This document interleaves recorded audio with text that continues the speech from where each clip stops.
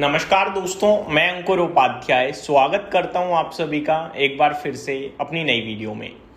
दोस्तों, बैंकिंग क्षेत्र के ऊपर आप सभी के साथ बात करना चाहूँगा। बड़ी हैविली गिरे हैं ये स्टॉक्स, क्योंकि ये जो कुछ हो रहा है उससे ब्याज दरों पे फर्क पड़ सकता है, लोन्स पे फर्क पड़ सकता है, इंटरेस्ट रेट्स पे फर्क पड़ सकता है। ये सारी चीज़ें मार्केट को डरा रही हैं और इसीलिए बैंकिंग क्षेत्र सबसे ज़्यादा आई थिंक जो टूटे उनमें से एक क्षेत्र है। बैंक निफ्टी की बात करूं तो 50,000 का लेवल दिखा दिया इसने अभी रिसेंट फॉल में। हालांकि बंद अगर आप देखें थर्सडे को तो 51,500 पे हुआ है। 1500 पॉइंट्स की रिकवरी हमें थर्सडे को तो नहीं दिखी, लेकिन वेंसडे थर्सडे दोनों में दिन देखोगे तो दिखी है। इवन आप थर्सडे का ही लो देख लीजिए, 49,954 का है। तो 50,000 के नीचे तो थर्सडे ही निकल गया था। रिकवरी में एट द एंड 51,500 बंद हुआ है। 1500 पॉइंट रिकवर हो गया ऑलमोस्ट। अब सबसे इंटरेस्टिंग पार्ट क्या है वो समझते हैं। सबसे इंटरेस्टिंग पार्ट ये है कि इस फॉल में जो क्वालिटी की बैंक्स हैं वो बहुत हैविली करेक्ट हुई हैं।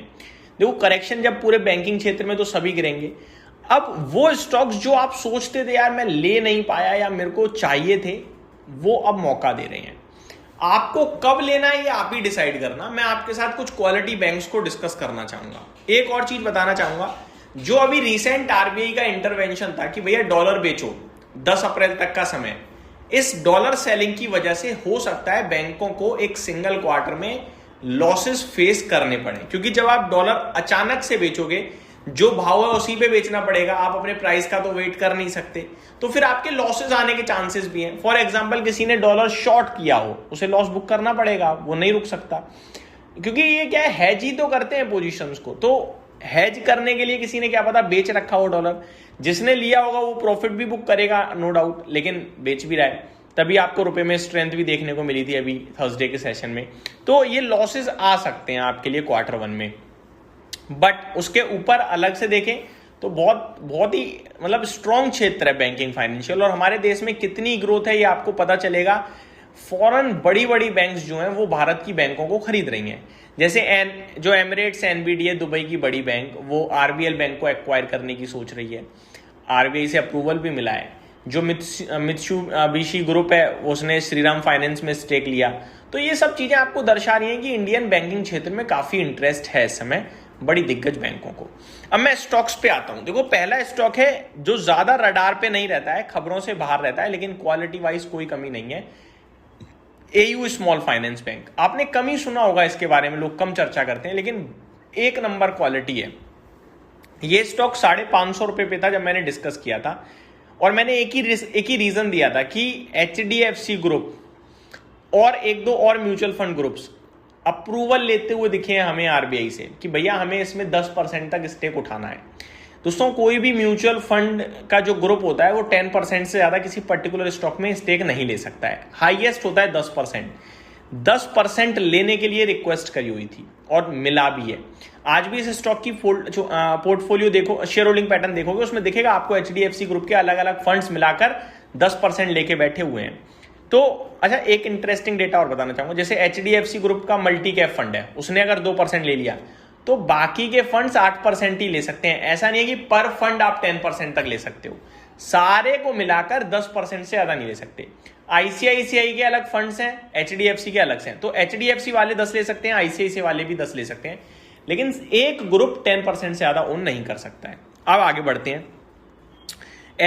एयू स्मॉल फाइनेंस बैंक ऊपर 1040 का हाई लगा चुका है, अभी 868 है। मेरे को लगता है करेक्शन हुई है लेकिन ज्यादा नहीं हुई है। अगर ये स्टॉक किसी भी कारण बस आपको 800 के नीचे 750 के आसपास मिले तो बनेगी गोल्डन अपॉर्चुनिटी। यानी यहां मैं अभी नहीं, और गिर जाएगा तो ज्यादा इंटरेस्टेड हो जाऊंगा। दूसरे स्टॉक की तरफ बढ़ते हैं आगे, जो अच्छा लगता है फेडरल बैंक। ये 300 के पार निकल गया था, गिरा नहीं है। 185 190 पे तो आपको पता है मैंने कितना डिस्कस किया ऐसे। ये स्टॉक है जो गिरे तो लूंगा 220 240 के पास मिल जाए तो। इसमें भी अभी मुझे नहीं लगता ज्यादा करेक्शन हुई है, लेकिन फेडरल बैंक में इतना मैं कह सकता हूं कि अगर आप यहां लेके बैठे हो तो यहां भी आप लॉस नहीं खाओगे, पैसा बन जाएगा आपका। फेडरल बैंक में वो क्वालिटी है। दूसरे स्टॉक की तरफ बढ़ते हैं आगे दोस्तों, जहां पे मेरे को मतलब स्ट्रेंथ बहुत दिखती है, स्टेट बैंक ऑफ इंडिया। दोबारा 1000 के पार निकल गया। 2 दिन पहले जब 980 था तब मैंने आपसे कहा था कि भैया ये गोल्डन अपॉर्चुनिटी छोड़िएगा मत। अब दोबारा 1020 हो गया है, यहाँ से भी ये पोटेंशियल रखता है 1150-1200 पहुंचने की दोबारा से। बिल्कुल मत छोड़िएगा, 11 के पीई पे मिल रही है आज भी ये स्टॉक, ठीक है। अगले स्टॉक की तरफ बढ़ते हैं आगे, जो बहुत कमाल का लगता है मेरे को, यूनियन बैंक ऑफ इंडिया। मतलब इससे चीप हो नहीं सकता भाई, ये मैं बोलना चाहूँगा बस। 172 का भाव है इसका। आप ये मान लीजिए कि बहुत ही सही भाव है, बहुत ही सही।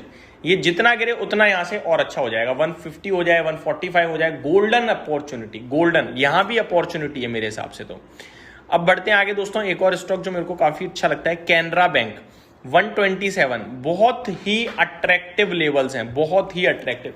मतलब ये ऐसी चीजें हैं ना जो आपको लॉस नहीं देंगी। ये सिंपल लॉजिक ये कहता है लॉस नहीं होने वाला भाई। इन लेवल्स पे लेकर आप फंसोगे या लॉस नहीं खाओगे, पैसा बनाओगे और अच्छा बनाओगे। तो ये मेरे हिसाब से कुछ स्मॉल कैप और मिड कैप बैंक्स थी जो मेरे को लगता है बहुत अच्छा करनी चाहिए। आप लोग कमेंट करके बताइएगा आपका फेवरेट कौन सा है एंड आप इनमें से किस में एवरेजिंग स्टार्ट करना चाहोगे। Thank you so much for watching this video. Have a great day guys.